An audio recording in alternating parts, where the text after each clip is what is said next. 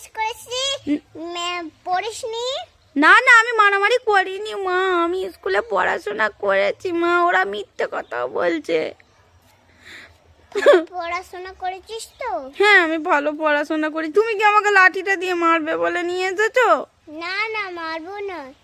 তাহলে কি করবে? কান ধরে দাঁড়া, আর হবে না তো কোনোদিন। না আমি কান ধরবো না, আমি অন্যায় করিনি, আমি কান ধরবো কেন বলো? হ্যাঁ কান ধরতে হবে না, আর আর আর তোকে কানও ধরতে হবে না। হুম, খুব আনন্দ আমার।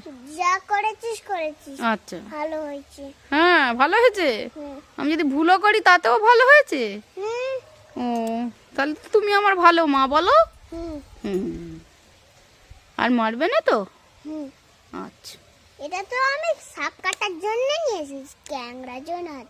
ক্যাংড়া ক্যাংড়া ধরবো বলে তাই জন্য নিয়ে এসেছি। ও আচ্ছা। পাগল একটা পাগল।